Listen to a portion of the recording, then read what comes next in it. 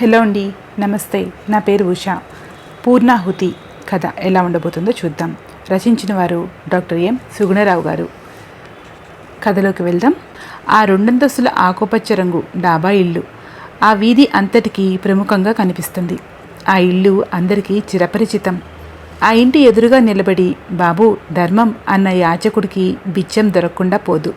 ఇంటి ముందు ఆగిన కూరల బండి వాళ్ళ దగ్గర బేరం చేయకుండా కూరలు కొనేది ఆ ఇంట్లో వాళ్లే. వినాయక చవితికి, దసరాకు చందాలకు వచ్చేవారికి కూడా ఆ ఇంట్లో వారు సంతృప్తిగా ఎంతో కొంత ఇచ్చి పంపుతారు. ఆ ఇల్లు ఎప్పుడూ సందడిగానే ఉంటుంది. ఆ ఇంటి ముందుకు వచ్చిన వాళ్ళకి మంచి జరగటానికి, ఆ వీధిలో ఎవరికి ఏ అత్యవసరం పని వచ్చినా ఆ ఇంట్లోని ఏ సభ్యులైనా వచ్చి వాలిపోవడానికి కారణం ఆ ఇంటి పెద్ద ఆయన, 81 సంవత్సరాల పూర్ణయ్య. ఆయన ఒక ప్రభుత్వ రంగ సంస్థలో ఉన్నతాధికారిగా పదవి విరమణ చేశారు. రిటైర్ అయినా ఉత్సాహంగా యువకుడి మాదిరిగానే ఉదయం సాయంత్రం వాకింగ్ చేస్తారు. ఆ సమయంలో ఆ చుట్టుపక్కల కనపడిన వారిని పలకరిస్తూ, ఎవరైనా ఏదైనా అవసరం కోసం అర్థిస్తే సాయం చేయడానికి ముందుంటారు. అలాంటి ఆ ఇంట్లో వారం రోజులుగా మౌనం రాజ్యమేలుతుంది. ఆ ఇంటి సభ్యులు ఎవరూ ఆయనతో మాట్లాడటం లేదు. ఎప్పుడూ భోజనాల బల్ల దగ్గర కలిసి భోజనం చేసి కబుర్లు చెప్పుకునే ఆ ఇంటి సభ్యులు అంతా మోగనము పట్టారు. ఆ ఇంట్లో పూర్ణయ్య గారితో పాటు ఆయన భార్య శారదాంబ, 50 సంవత్సరాల కొడుకు శివరాం, కోడలు భాగ్యలక్ష్మి, ఇంజనీరింగ్ చదివే మనవడు సత్యప్రకాష్ ఉంటారు. పైన పోర్షన్ అద్దెకిచ్చారు, కింద వీళ్ళుంటారు. వారం రోజులుగా ఆ ఇంట్లో కోళ్లువారు. కుటుంబ సభ్యులంతా ఒకవైపు, ఆయన ఒక్కడే ఒకవైపు అయిపోయారు. ఇంటి సభ్యులు ఆయనతో మాట్లాడటం మానేశారు. సరిగ్గా ఉదయం 11 దాటింది. ఆ వీధి మొదట్లో ఒక వాహనం వచ్చి ఆగింది. ఆ వాహనం నుంచి కిందకి దిగిన 30 ఏళ్ల యువకుడు ఆ సందు మొదట్లో ఉన్న కిల్లీ బడ్డీ దగ్గర ఆగాడు. కిల్లీ షాప్ అతనితో పూర్ణయ్య గారి ఇల్లు ఎక్కడా అని అడిగాడు. వారి ఇల్లు దగ్గరే బాబు, ఈ వీధి చివర శివాలయం పక్కన అని చెప్పి, ఆ బాబుగారు చాలా మంచాయన, దేవుడన్నా కూడా తక్కువే. అంత మంచాయనకి ఏమిటో ఈ వయసులో కష్టం అన్నాడు ఆ కిల్లీ షాప్ అతను. కారులో నుంచి దిగిన అతను, అయితే అతను చాలా పెద్ద మనిషి అంటావు అన్నాడు ఆరా తీస్తున్నట్లుగా. అవును బాబు, 30 ఏళ్లుగా ఆయన తెలుసు. ఎవరిది ఒక్క పైసా ఆశించి ఎరగడు. అలాగే ఉద్యోగంలో కూడా ఎవరి చేత ఏమీ అనిపించుకోకుండానే నెగ్గుకొచ్చాడంట. ఈ కాలనీలో అయ్యగారులంతా చెప్పుకుంటుంటే విన్నాను అన్నాడు. సరే, థ్యాంక్స్, మంచి సమాచారం ఇచ్చావు అంటూ అతను కారు ఎక్కబోతుంటే ఆ కిల్లి షాపు యజమాని అడిగాడు, ఇంతకీ తమరెవరు బాబు అని. నేను పత్రికా ఆఫీస్ నుంచి వచ్చాను, వారిని ఇంటర్వ్యూ చేయడం కోసం వెళ్తున్నాను అన్నాడు. మంచిగా రాయండి బాబు ఆయన గురించి అన్నాడతను. అంతలో ఆ కిల్లీ షాపు దగ్గర సోడా తాగుతున్న ఒక ఆగంతకుడు, ఆవు చేలో మేస్తే దూడ గట్టున మేయదు కదా అన్నాడు ఆ యువకుడి వంక చూస్తూ. అతను కారు ఎక్కబోతూ, ఈ మాటలు ఎవరి గురించి చెప్తున్నారు అంటూ ప్రశ్నార్థకంగా ఆ మాటలు అన్న వ్యక్తి వైపు చూశాడు. ఆ పెద్దాయన దగ్గరకు వెళ్తున్నారు కదా, మీకే తెలుస్తుంది అంటూ ఆ వ్యక్తి సోడా తాగి అక్కడి నుంచి కదిలాడు. కారులో కూర్చున్న అతను ఆలోచనలో పడ్డాడు. ఆ కొత్త వ్యక్తి చెప్పిన మాటలు మరింత ఆలోచనలకు గురిచేశాయి. ఇప్పుడు తను 81 సంవత్సరాల ఒక పెద్ద ఆయన్ని ఇంటర్వ్యూ చేయడానికి వెళ్తున్నాడు. ఆయన గురించి వారం రోజులుగా న్యూస్ పేపర్లలో వార్తలు వస్తున్నాయి. కారణం, 32 సంవత్సరాల క్రితం ఆయన లంచం తీసుకున్నాడు తన దగ్గర పనిచేసే గుమస్తా దగ్గర. ఆ కేసు ఇన్ని సంవత్సరాలుగా నడుస్తూ ఇప్పటికీ ఆయన చేసిన నేరానికి శిక్ష పడింది. 1991 సంవత్సరంలో ఆయన మీద ప్రభుత్వ అధికారులు కేసు పెట్టారు. తన ఆఫీసులో పనిచేసే ఒక ఉద్యోగికి ఇంక్రిమెంట్ శాంక్షన్ చేసే నిమిత్తం ఆయన లంచం తీసుకున్నాడని, ఆ సమయంలో దొరికిపోయిన అతన్ని పోలీసులు అరెస్టు చేసి ఒకరోజు జైల్లో ఉంచారు. ఆ కేసు ఆ తర్వాత ఏమైందో మరి, మళ్ళీ ఇన్ని సంవత్సరాలకు వెలుగులోకి వచ్చింది. ఆ కేసును పరీక్షించే దిశగా అడుగులు పడ్డాయి. 81 ఏళ్ల పూర్ణయ్య గారికి 1 సంవత్సరం జైలు శిక్ష, 15,000 రూపాయలు ఫైను చెల్లించాలంటూ కోర్టు తీర్పిచ్చింది. ఆ కేసు వివరాల కోసమే ఇప్పుడు తను ఆయన్ని ఇంటర్వ్యూ చేయడానికి వెళ్తున్నాడు. అలా ఆలోచిస్తూనే అతను డ్రైవర్కు ఆ ఇంటి గుర్తులు చెప్పి కారు అక్కడ ఆపమన్నాడు. కారు ఆ డాబా ముందు ఆగింది. కారులో నుంచి ఆ యువకుడు దిగి తలుపు దగ్గర ఉన్న కాలింగ్ బెల్ మోగించాడు. ఒక 50 ఏళ్ల మహిళ తలుపు తీసి, ఎవరు కావాలి బాబు అని అడిగింది. నా పేరు భగీరథ, పూర్ణయ్య గారి కోసం వచ్చాను, వారి ఇంటర్వ్యూ కోసం నన్ను రమ్మన్నారు అన్నాడు. ఇంట్లో పూజ జరుగుతుంది బాబు, హోమం వేశారు, మీరు కాసేపు కూర్చోండి అంటూ లోపలికి తీసుకువెళ్ళిందామా. బహుశా పనమ్మాయి కాబోలు అనుకున్నాడు ఆమెను చూసి. ఇంటి లోపల పూజ జరుగుతున్నట్టుంది, మంత్రాలు వినిపిస్తున్నాయి. అతను ఆ గదిలో కూర్చుంటూ చుట్టూ చూశాడు. విశాలమైన ఆ డ్రాయింగ్ రూమ్లో గోడకు అమర్చిన టీవీ, అలమరల నిండా పుస్తకాలు, టీపాయ్ మీద ఆ రోజు వచ్చిన వార్తాపత్రికలు, ఇంతలో లోపల నుంచి ఓం పూర్ణమదః పూర్ణమిదం పూర్ణాత్ పూర్ణముదశ్యతే పూర్ణస్య పూర్ణమాదాయ పూర్ణమేవ వశిష్యతే ఓం శాంతి శాంతి శాంతి అని వినిపించింది. ఆ శ్లోకం వినగానే పూజ పూర్తి కావచ్చింది. పూర్ణాహుతి మంత్రం చదివారు కదా అనుకున్నాడు భగీరథ. పావుగంట తర్వాత ఆ గదిలోకి తను ఎదురు చూస్తున్న ఆ పెద్దాయన వచ్చారు. నమస్కారం సార్ అన్నాడు భగీరథ. కూర్చోండి అంటూ నవ్వుతూ చూసి, శారదా వీరికి ప్రసాదం పట్టుకురా అన్నారు. లోపల నుంచి ఒక పెద్దావిడ అరిటాకులో ప్రసాదం తీసుకువచ్చి అతనికి అందించింది. ధన్యవాదాలు అంటూ ప్రసాదం తీసుకొని తినడం మొదలుపెట్టాడు భగీరథ. తింటూనే ఆ పెద్దాయన వంక పరిశీలనగా చూశాడు. పొడుగ్గా సన్నగా ఉన్నాడు. తెల్లగా పండిన జుట్టు, అంతకంటే పండులా ఉన్న శరీరపు ఛాయ.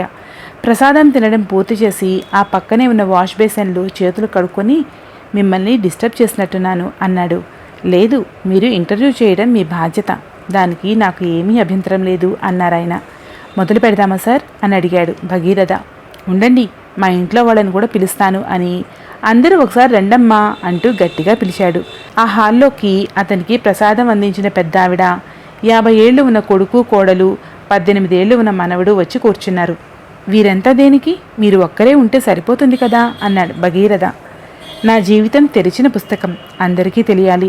నేను ఒక్కడనే కాదు, నాతో నా కుటుంబం అన్నారు పూర్ణయ్య. ఆయన ఆ మాటలు చెప్పగానే భగీరథ ఏదో చెప్పడానికి ఉపక్రమించేంతలో, సార్ నేను మాట్లాడవచ్చా అన్నాడు ఆ గదిలో కూర్చున్న 18 ఏళ్ల ఆయన మనవడు. ఒరేయ్ ఆగు, నువ్వేంటి, పెద్దవాళ్ళం మాట్లాడుకుంటున్నాం అంటూ కసిరాడు అతడి తండ్రి. లేదు, వాడిని మాట్లాడని అంటూ మనవడి వైపు తిరిగి, నువ్వేం మాట్లాడాలనుకుంటున్నావో మాట్లాడినానా అన్నాడు పూర్ణయ్య. ఆ 18 ఏళ్ల కుర్రవాడు చెప్పడం మొదలుపెట్టాడు. తాతయ్య నాకు హీరో, ఆయన ఎప్పుడూ చిన్న తప్పు కూడా చేయడం నాకు తెలియదు. అందరికీ మంచిగా ఉండమనే చెబుతాడు.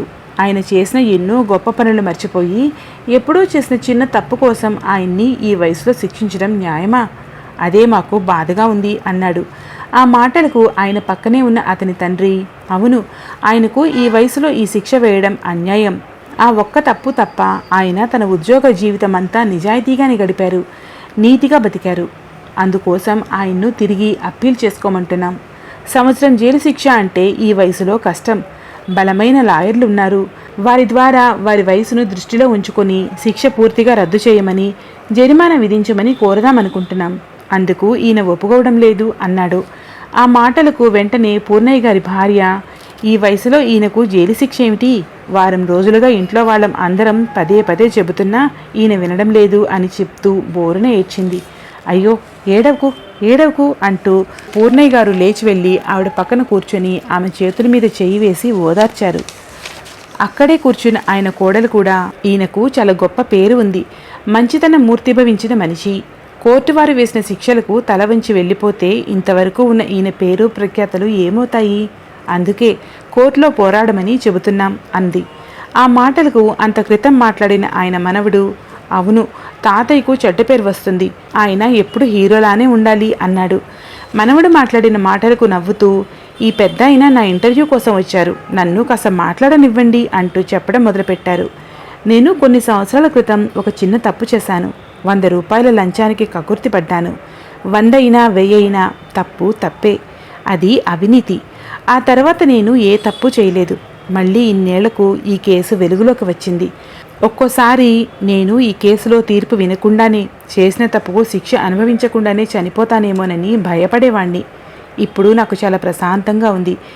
ఈ కేసులో చాలా సంవత్సరాల తర్వాత తీర్పు వచ్చినా న్యాయం గెలిచిందని భావిస్తున్నాను.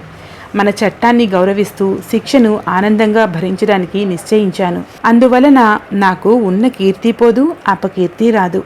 ఆ మాటలకు కొడుకు వెంటనే అన్నాడు, మీరు పొరబడుతున్నారు నానా. నేరం చేసి జైలుకు వెళ్లేవారిని నేరస్తుడు అని అంటారు. అతడు ఎన్ని మంచి పనులు చేసినా, అతడికి ఎంత మంచి చరిత్ర ఉన్నా అన్నాడు. ఆ మాటలకు భగీరథ, క్షమించండి, నా మనసులోని మాట చెబుతాను. ముందుగా మీరు ఇందాక ఇంట్లో హోమం చేశారు, పూర్ణాహుతి చదివారు.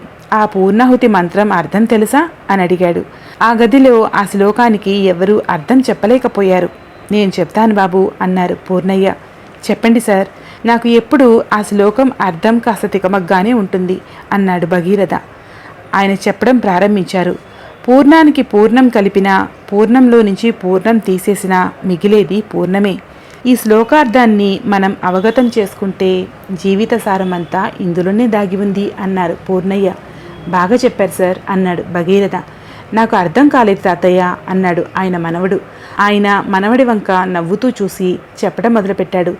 మహాసముద్రం ఒడ్డు కనపడదు. ఆ మహాసముద్రంలో నుంచి మోటారు పంపుతో రోజంతా నీళ్లు తోడి ఆ నీటిని ఒక కుంటలోకి పంపిన ఆ సముద్రాన్ని సముద్రమే అంటాం. కానీ సముద్రం మైనస్ కుంట అనం కదా. అలాగే మన ఇంటి వాటర్ ట్యాంక్లోని నీళ్లు తీసుకెళ్ళి సముద్రంలో పోసిన దాన్ని సముద్రమనే అంటాం. అంటే మహాసముద్రంలో నుంచి నీళ్లు తీసివేసిన మళ్ళీ కలిపిన దాన్ని మహాసముద్రమే అంటాం. అలాగే జీవితం కూడా కలిపినా తీసివేసినా నిండుగా ఉండాలి, వెలితిగా ఉండకూడదు. వెలితిగా ఉండేవాడు ఆ వెలితిని పూడ్చుకోవడానికి చూస్తే, నిండుగా ఉండేవాడు దాన్ని పంచడానికి ఇస్తాడు. మన దగ్గర ఉన్నది ఇతరులకు ఇవ్వాలంటే మన దగ్గర నిండుగా ఉండాలి. మన కుటుంబాలు ఆనందంగా లేకపోవడానికి కారణం మనం యాచకులం అయిపోవడం. ప్రేమను యాచిస్తున్నామే తప్ప మన ప్రేమను పంచడం లేదు. అలా పంచాలంటే మన హృదయం నిండుగా ఉండాలి. అదే ఈ పూర్ణాహుతి శ్లోకానికి అర్థం. ఆ మాటలకు భగీరథ చప్పట్లు కొట్టాడు. వెంటనే ఆ పెద్దాయన కాళ్లకు నమస్కారం చేసి, ఇప్పుడు నాకు అర్థమైంది.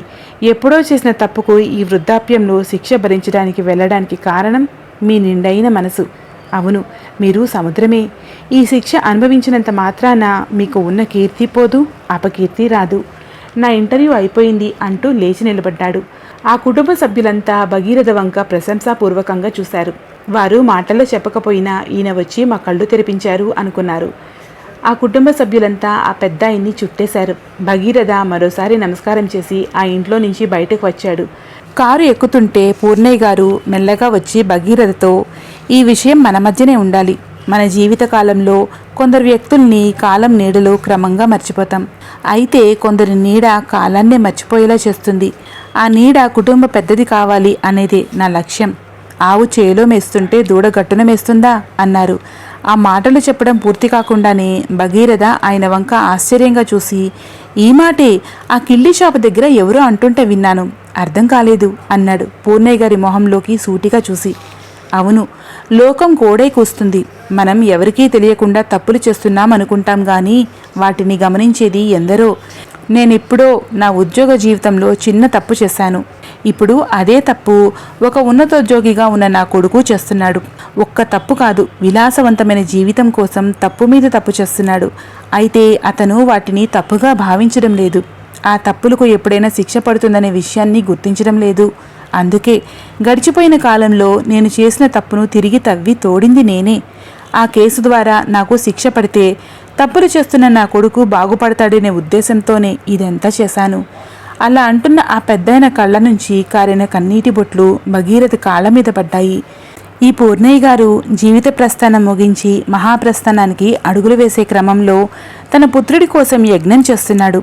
తనే పూర్ణాహుతి కాబోతున్నాడు. తన కుటుంబానికే కాకుండా ఈ సమాజానికి కూడా ఒక నీడలా తోడులా ఉండబోతున్నాడు అనుకుంటూ ఆయనకు మరోసారి 2 చేతులు జోడించి కారు ఎక్కాడు భగీరథ. కారు కదిలింది. అయినా శిఖరంగా ఎదిగిన పూర్ణయ్య గారి విరాట స్వరూపం అతని వెన్నంటే వస్తుంది. కథ సమాప్తం. మరో మంచి కథతో మళ్ళీ కలుద్దాం. Thank you.